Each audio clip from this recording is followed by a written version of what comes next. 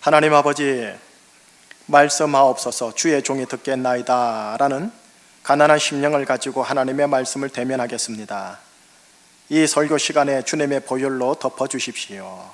주님의 보혈이 있는 이곳에 성령님의 임재하심과 강림하심과 성령님의 조명하심 속에 이 말씀이 나에게 영이요 생명으로 다가오게 하사 말씀으로 예수님을 만나게 하여 주시고, 말씀으로 예수님을 경험하게 하여 주시고, 말씀으로 예수님을 알아 말씀으로 순종할 때 말씀으로 응답하시는 한 주간의 삶을 시작하게 하여 주시옵소서. 예수 그리스도 이름으로 기도합니다. 아멘.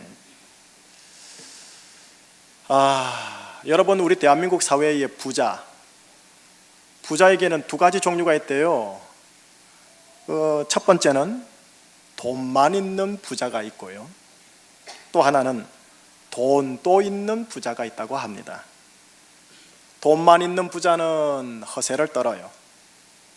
대부분의 사람들이 자기보다 돈이 조금 부족한 것인데 모든 면에 있어서 자기보다 떨어진다고 착각하여 약간의 반말과 업심여김의 모습으로 사람들을 대해요. 이런 분들을 로우 리치라고 하더라고요. 로우 리치. 로우가 낮다는 소리거든요.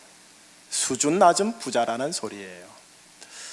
반면 돈도 있는 부자라는 것, 돈도 있는 부자, 돈이 많다라는 것이 모든 면에 있어서 다른 사람보다 더 낫다라는 것이 아님을 알기에 존중과 배려의 모습이 그분의 얼굴과 언어에 드러납니다.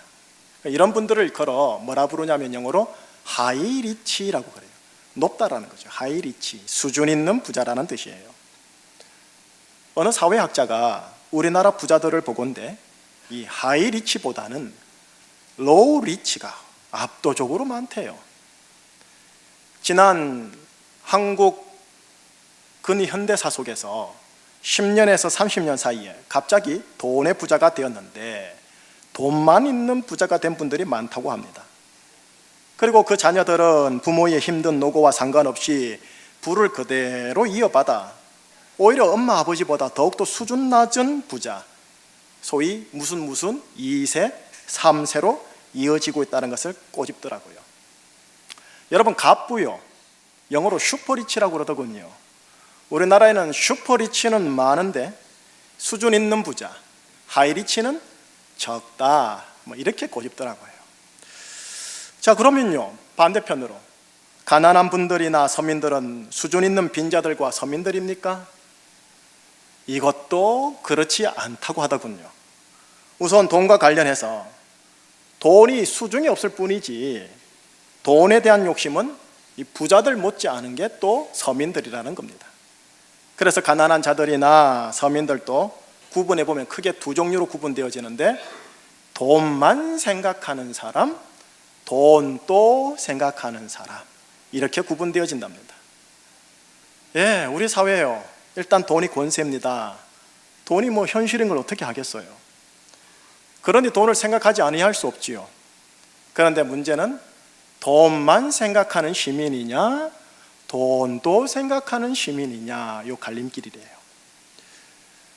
영에 속한 사람으로서 최고의 정점에 계신 분이 예수님이시죠. 예수님은 하나님과 하나라 했거든요. 그러니 최고의 영의 사람이시죠. 영에 속한 사람이신 예수님도, 그리고 그분을 따르는 12 제자들도 현실을 살아야 하니 당연히 돈이 필요하였겠죠. 성경에 보니 가룟 유다가 돈계를 맡았더라 라고 되어 있는 걸 보니 아마 이들에게도 돈이 필요했다라는 것입니다. 여러분, 돈과 더불어 중요한 권세며 현실인 게 또 하나 있는데, 그게 뭐냐면 자리예요. 자리가 돈을 만들고 돈이 자리를 만들어요. 오늘 본문에 두 제자가 나오는데 이 두 제자가 이 자리와 관련해서 예수님께 요청하는 대목이 나와요. 우리 한국말로 좀 청탁 비슷하게 하는 대목이 나와요. 자, 일단 읽어보십시다. 35절에서 37절까지인데 같이 읽어보겠습니다. 세베대의 아들 야고보와 요한이 주께 나와 여짜오되 선생님이여 무엇이든지 우리가 구하는 바를 우리에게 하여 주시기를 원하옵나이다. 이르시되 너희에게 무엇을 하여 주기를 원하느냐 여짜오되 주의 영광 중에서 우리를 하나는 주의 우편에 하나는 좌편에 앉게 하여 주옵소서. 영에 속한 사람 예수님께서 3년간의 공생애를 거의 마무리할 때요, 백성들에게 이제 지명도가 높아져요. 인기가 올라가요. 세상 말로 값이 올라가요. 최고의 변방이었던 갈릴리 어느 총구석에서 사역된 사역이 이제 최고의 도시인 예루살렘으로 그 베이스를 서서히 옮겨갑니다. 그 찰나에 12제자 중에 2분인 야고보와 요한 제자가 예수님을 만나서 예수님의 좌편, 예수님의 우편을 저에게 주셔서 좌청룡 우백호에 보필을 할 수 있게 하소서 하고 10제자들보다 선수를 친 거예요. 자, 나머지 10제자가 이를 알았겠죠. 어떻게 반응했나 보세요. 41절이에요. 한번 같이 읽어봅시다. 10제자가 듣고 야고보와 요한에 대하여 화를 내거늘. 화를 내었다. 10제자들이 만약 자리에 연연한 분들이 아니라면 이들은 허허 하고 그냥 실소를 금하지 화를 내진 않을 겁니다. 이들이 화를 내었다라는 것은 그들 역시 자리에 민감한 자들이었음에 대한 반증이요, 자기들이 그 2사람보다 조금 처졌다라는 것에 대한 시기와 질투입니다. 12제자 모두는 영에 속한 사람 예수님 앞에서 예수님의 신령한 행동, 신령한 인품, 신령한 말을 듣고 보고 친히 배웠던 자들이었어요. 최고의 설교가 되신 예수님 바로 옆에서 최측근에서 그 설교를 친히 들은 거예요. 저는 솔직히 부러워요. 최고의 탁월한 신령한 예수님께 배운다라는 게 얼마나 좋습니까? 그런데 그럼에도 불구하고 제자들 12 그들 속에 깊이 앉아 또아리 틀고 있는 권세요 현실인 자리에 대한 육신의 본성 해결되지 못했음을 봅니다. 돈과 자리가 현실이여 권세인 우리 대한민국 제조 사회 속에서 우리가 영에 속한 최고의 사람인 예수님 옆에서 신령한 것을 친히 보고 듣고 알아도 내 속 깊이 숨겨져 있는 현실과 권세를 향한 육신의 강한 본성에서 완전히 자유하는 것 불가능하며 가깝다라고 해도 과언이 아닐 정도지요. 여러분, 이 2 제자의 모습과 이 2 제자를 향한 시기의 10제자의 모습이 고상하게 앉아있지만 나와 여러분의 모습입니다. 자, 이제 이런 상황에서 주님이 어떻게 반응하는가 한번 볼까요? 우선 주님이 세상에서 통용되고 있는 자리에 대한 이해를 간략하게 한 줄로 얘기를 하세요. 42절을 보세요. 시작. 예수께서 불러다가 이르시되 이방인의 직권자들이 그들을 임의로 주관하고 그 고관들이 그들에게 권세를 부리는 줄을 너희가 알거니와. 세상에서 말하는 자리요, 그 자리는 직권자들과 고관들이 앉아있는 자리를 말합니다. 그 자리에 앉아 임의로 주관합니다. 권세를 부립니다. 임의로라는 이 말은 어떤 제한 없이 자기 마음대로 이래라 저래라 주관한다라는 말입니다. 권세를 부린다라는 개념은 좀 다소 부정적인 의미인데 마치 이거죠. 참 그 사람 그 자리 하나 얻었다고 위세 부리네. 그 참 옛날 제가 고등학교 다니는 70년대 80년대 때는 완장 찼을 때요, 그 참 완장 찼다고 위세 부리네. 그 참 이 느낌인 거예요. 여러분, 이것이 세상임을 예수님도 알고 제자들도 알고 예수님이 인정하고 있고 여러분들과 예수님과 제자들이 이 상 가운데 지금 헉헉거리며 살고 있는 거예요. 얼핏 우리나라 부자들을 보면 돈도 있는 자보다는 돈만 있는 자가 훨씬 많은 것처럼 보일 수 있듯이요, 자리도 있는 사람보다 자리만 있는 사람이 의외로 많지 않은가라는 생각이 듭니다. 그 자리를 힘입어 임의로 말하고 임의로 행동하고 그 자리 가지고 권세를 부리고 위세를 부리고 허세를 부립니다. 그러니 소위 갑질 문화와 하대 멸시 풍토가 전 계층의 시민 모두에게 전반적으로 퍼져 있는 것 같아요. 혹시 교회 안에도 돈과 자리를 가지고 그러고 있는 것은 아닌지 모르겠습니다. 여기까지만 하고요. 자리를 구하는 제자들에게 이제 주님은 주님 당신이 어떤 분인지, 또 주님 당신을 따르는 자들은 어떤 자여야 하는지를 알려주십니다. 여러분, 주님 예수님이 누굽니까? 아시다시피 영에 속한 신령한 사람 그 자체시거든요. 따라서 신령한 자의 특징이 무엇인지, 그리스도의 장성한 분량에 이르고자 열심 다하는 제자들의 성향은 어떻게 변화되어야 하는지를 이제 알려주십니다. 43절에서 45절까지예요. 세 구절 우리 또 같이 한번 읽어보겠습니다.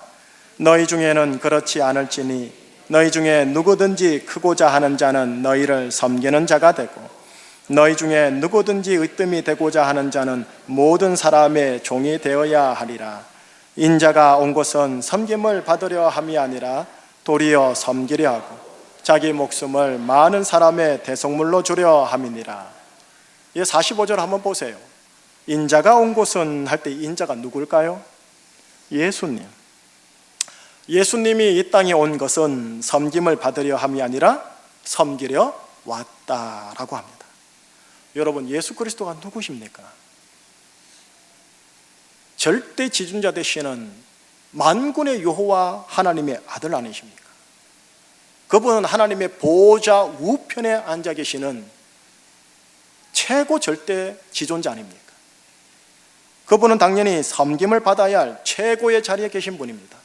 임의로 다스려도 권세를 부려도 당연지사요 순복해야 할 분이신데, 그분이 이 땅에 와서 대접받고 섬김받는 것이 마땅할 일일진데, 오늘 본문에 보니 그분은 도리어 섬기려고 왔다, 영어로 서빙하러 왔다라고 되어 있습니다. 섬김. 여러분, 섬김을 헬라어로 디아코니아라고 합니다. 자, 교회 시사 용어로 좀 알아주세요. 한번 따라해 주세요. 디아코니아. 뜻이 뭐라고요? 섬김. 주님을 설명하는 핵심 단어 중에 하나가 디아코니아, 섬김이고요. 그리스도의 몸된 교회로 부름받은 신령한 교회의 핵심 정신 중에 하나가 뭐냐면 섬김입니다. 섬기는 자로 왔다라는 말입니다. 여러분, 이 섬기는 자, 이걸 헬라어로 디아코노스라고 하더군요. 그런데 이것이 우리나라 말로 번역될 때 순 한국말로 번역되지 않고 옛 구한말 믿음의 선조들이 한문으로 번역을 하다 보니까 이게 사역자라고 번역이 되어졌어요. 여러분, 사역자 하면 보통 여러분 누가 떠오릅니까? 지금 설교하고 있는 목사 혹은 전도사, 성직자들이 주로 떠올라요. 그런데 이 사역자라고 번역되는 디아코노스가 오늘 한글날이잖아요. 순 한글말로 번역을 하면 뭐냐면 섬기는 자라는 뜻이에요. 섬기는 자. 주님이 디아코노스로 왔다라는 거예요. 주님이 섬기는 자로, 주님이 사역자로 왔다라는 거예요. 자, 이 사역자라는 단어가 나오는 성경 구절을 한번 덤으로 같이 보십시다. 고린도전서 3장 5절이 자막이 나올 겁니다. 사역자가 어디에 나오는가 한번 보세요. 같이 읽겠습니다. 그런즉 아볼로는 무엇이며 바울은 무엇이냐? 그들은 주께서 각각 주신 대로 너희로 하여금 믿게 한 사역자들이니라. 바울 선생님, 여러분, 우리는 바울 선생님을 뭐라 부르냐면 사도라고 불러요. 사도, 공식 직함이 있어요. 그런데 사도인 바울 선생님이 지금 자신을 어떻게 소개하냐면 사역자, 순 한국말로 얘기하면 섬기는 자라고 자신을 소개합니다. 오늘 예수님께서 본문에서도 당신을 소개할 때 나는 섬기는 자로 왔다라고 소개하고 있습니다. 사역자다라고 소개하고 있습니다. 보세요. 예수님 또 사역자, 사도 바울 선생님 또 사역자. 자, 그렇다면 우리들은요? 사역자들을 부리는 자들인가요? 섬기는 자를 임의로 주관하고 권세를 부리는 자로 우리가 부름받았을까요? 여러분, 디아코노스라는 단어가 또 나오는 구절을 보여드릴게요. 거기서 아마 사역자나 섬기는 자라는 단어를 찾아보세요. 디모데전서 3장 18절에서 10절입니다. 예, 자막을 보시면 되겠어요. 디모데전서 3장 8절에서 10절. 같이 읽어볼까요? 이와 같이 집사들도 정중하고 일구이언을 하지 아니하고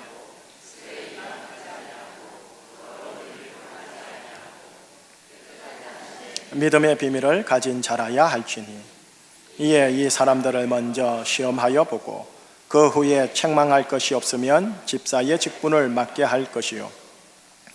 여러분 읽으신 구절 중에 섬기는 자 혹은 사역자라는 단어 찾으셨습니까? 보이지 않았죠?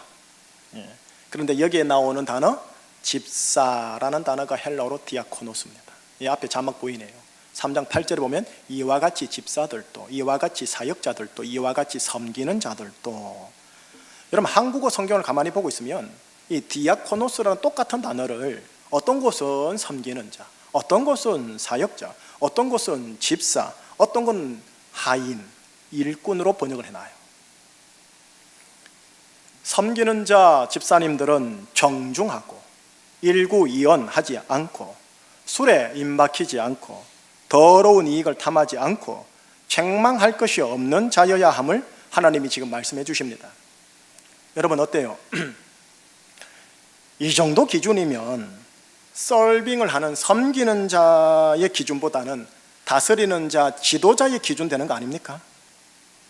이 정도의 섬기는 자라면 하이 서비스예요. 수준 있는 섬기는 자라는 거예요.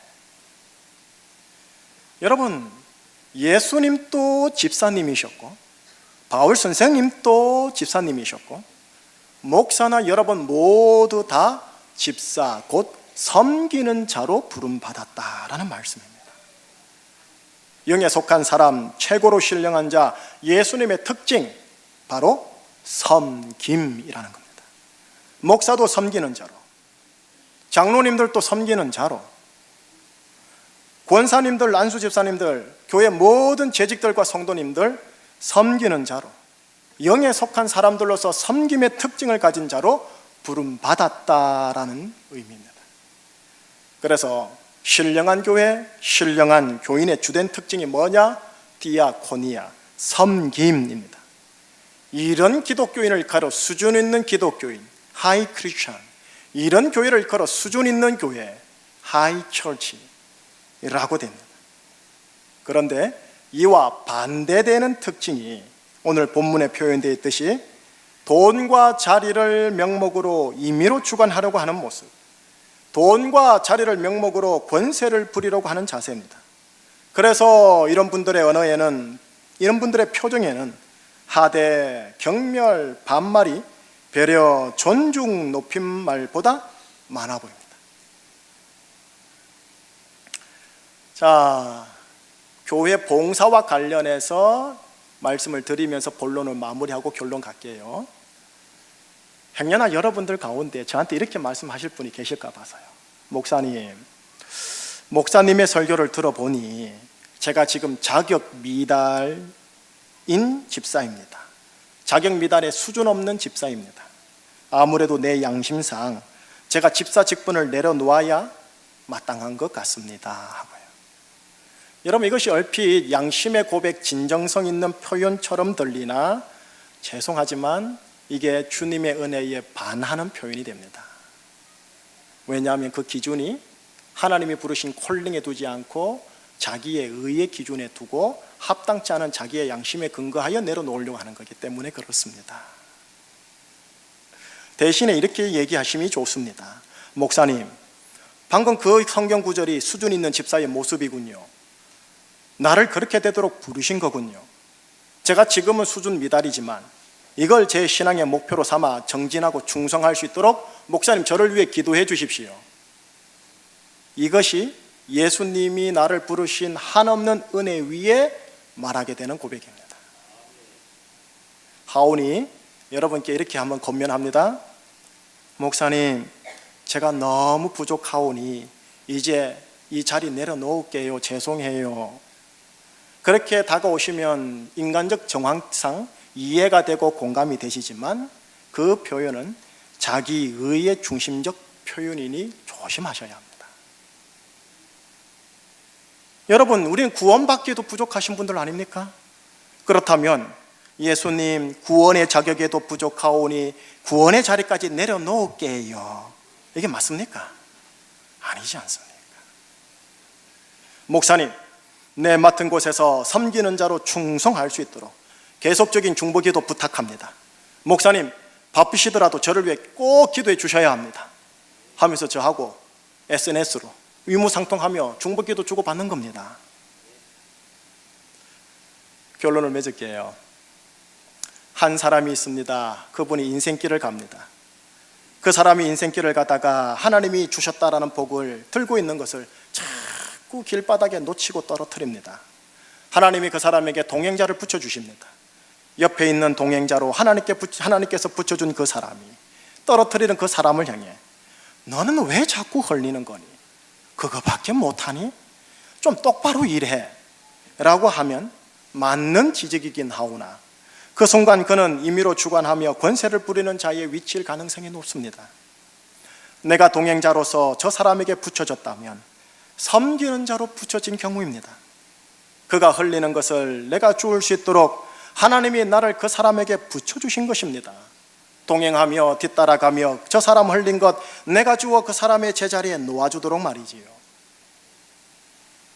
예수님을 보세요. 내가 흘리고 놓친 구원, 영생, 축복, 하나님의 의를 예수님께서 당신의 목숨을 십자가에 희생하면서까지 내 옆자리에 꽉 붙들어 묶어주시잖아요. 목사와 장로는 한 교회 내의 동행자로서 피차 섬기는 자로 붙여준 경우입니다. 저분 저 장로님이 흘린 것 내가 주어 제자리에 놓아주는 겁니다. 이것이 롤모델 되어 성도들의 관계에, 가정 내 부부 관계에, 그 모든 관계가 인생살이 동행자로 섬기는 자로 하나님이 붙여준 경우입니다. 저 사람 흘린 것 내가 주어 제자리에 놓아주도록 하기 위해서요. 이게 신령한 교회요, 신령한 관계요, 신령한 가정이다라고 하는 겁니다. 신령함을 너무 이상하게 보지 마십시오. 여러분들은 어디에서 섬기는 자로 부름받았습니까? 가정에서, 교회에서, 직장에서, 학교에서, 알바 현장에서. 그런데 이곳들은 돈과 자리가 판을 치는 자리입니다. 돈과 자리가 권세요, 현실인 현장입니다. 임의로 주관하고 권세를 부림이 쳐다보고 있으면 유치하고요, 때론 가당찮을 정도입니다. 저는 우리 제주 중심교회 모든 성도들이 하나님께서 저마다 허락하신 일상의 소임의 자리에서 돈과 자리의 복을 받기를 중보하고 축복할 겁니다. 왜요? 돈 때문에, 자리 때문에 하대 받아서는 안 될 것 같아서요. 하오나 돈과 자리만 있는 충신 기독교인이 아니라 돈도 자리도 있는, 섬김의 특징이 있는 영에 속한 충신교회인이 되기를 기도하겠습니다. 여러분, 섬김요, 이것은 나에게 붙여준 저 사람, 나에게 붙여준 저 상황, 저 사람이 흘리는 것 내가 주어서 그 부분 챙겨주라고 붙여주신 거구나 라는 것으로 그 사람과 상황을 받아내는 것에서부터 시작되는 겁니다. 그러니 내가 섬기려면요, 내가 강해야 합니다. 세상에서는 약한 자가 강한 자를 섬기지만 강해야 섬길 수 있습니다. 가장 강하신 예수님이 가장 밑바닥에서 섬기셨습니다. 자, 그렇다면 어떻게 해야 내가 강해질 수 있을까요? 내 안에 그리스도의 형상이 새겨지면 예수님의 강함이 내 강함이 되고, 예수님의 근성이 내 근성이 되고, 예수님의 생각이 내 생각됩니다. 그럼 내 안에 그리스도의 형상이 새겨지려면 어떻게 해야 되나요, 목사님? 금식해야 합니다. 기도해야 합니다. 말씀 보아야 합니다. 수련해야 됩니다. 교회 봉사해야 됩니다. 이렇게 가르쳐줘도 다 할 겁니까? 못 하시잖아요. 우리 상황이 안 되니까. 시작은 미약하지만 믿음의 선포로부터 시작하십시다. 꽉 붙들으셔야 돼요. 모든 설교 다 까먹어도 요거 붙잡고 가셔야 됩니다. 따라해 주세요. 예수님은 나의 주님이다. 다시요. 예수님은 나의 주님이다. 세 번만, 약간만 더 크게 연속으로 시작. 예수님은 나의 주님이다. 예수님은 나의 주님이다. 예수님은 나의 주님이다.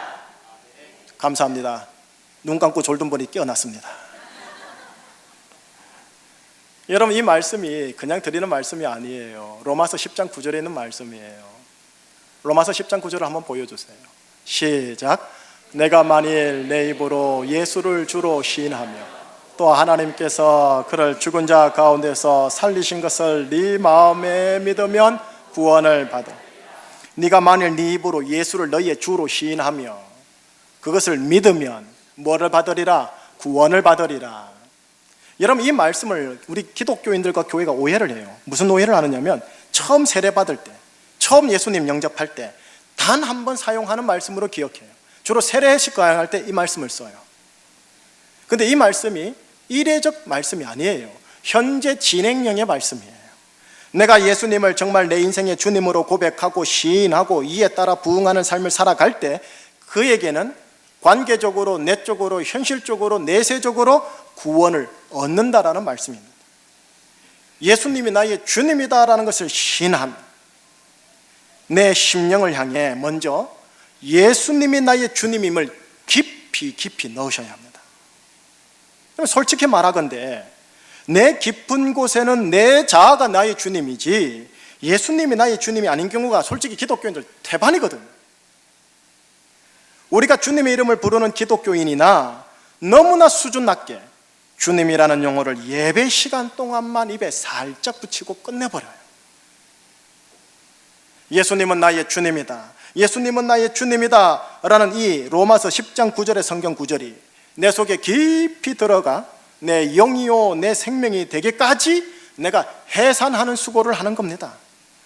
정말 이 말씀이 내 삶의 의식과 무의식과 꿈자리까지 들어와서 내 일상의 삶에서 이 말씀이 정말로 주인이 되는 자리까지 가게 하셔야 합니다. 어떤 특정한 사건을 만나서 이 말씀이 크게 울리고 다가오는 경우가 있을 겁니다. 때로는 위로와 격려로 다가오기도 하고요, 때로는 어떤 상황에서는 특정한 찔림과 거부감으로 확 다가올 겁니다. 가정에서, 교회에서, 직장에서 예수님은 나의 주님이다 해산하는 마음으로 계속 되뇌이고 선포하는 겁니다. 일어나서 자기까지 무의식적으로 맴돌 때까지 선포하고 주야로 읊조리는 겁니다. 예수 안 믿는 기독교인들, 예수 안 믿는 일반 시민들, 흡연자들 아침에 일어나자마자 뭐 하는 줄 아세요? 무의식적으로 담배 피듯이요. 우리가 예수님이 나의 주님이라는 이 고백이 내 삶의 현장에서요, 목사가 없는 곳에서요, 예배당이 아닌 곳에서요, 예수님이 나의 주님이다가 아침부터 밤늦게까지 계속 반복되어질 때요, 내 안에 그리스도의 형상이 새겨지면서 예수님의 생각이 나의 생각이 되고 예수님의 근성이 나의 근성이 되고 예수님의 강인함이 나의 강인함이 됩니다. 그러면 그 강인함으로 섬기는 자가 되지 군림하는 자가 되는 게 아닙니다. 여러분들의 인생이 예수님은 나의 주님이다 이거 하나 붙들고 살아가시기를 축복합니다. 삶의 현장에 목사가 없을 거예요. 삶의 현장에 찬양이 없을 거예요. 삶의 현장에 예배당이 아닐 거예요. 돈과 자리가 있는 자리예요. 권세가 있고 부림이 있는 자리예요. 그 속에서 예수님이 나의 주님이다 이거 꼭 붙들고 살아가시기를 예수님 이름으로 축복합니다. 한번 따라해 주세요. 예수님은 나의 주님이다. 할렐루야. 기도하겠습니다. 신령함의 롤모델 되시는 예수 그리스도, 그분은 군림하기에 합당한 분이시건만 낮아져 섬기는 자로 그 강인함을 표출하셨습니다. 내 안에 내가 사라지고 내 안에 예수님이 나의 주님이다라는 고백을 통하여 내 속에 예수님의 강인함이 들어오게 하시고 예수님의 성품과 예수님의 생각과 예수님의 근성이 들어오게 하여 주셔서 그 강인함으로 군림하는 자가 아니라 섬기는 자가 되어 가정을 세우며 직장을 세우며 사업터를 세우며 제주도시와 대한민국을 세우는 축복의 통로 제주충신교회 기독교인 되게 하여 주시옵소서. 예수 그리스도 이름으로 기도합니다. 아멘.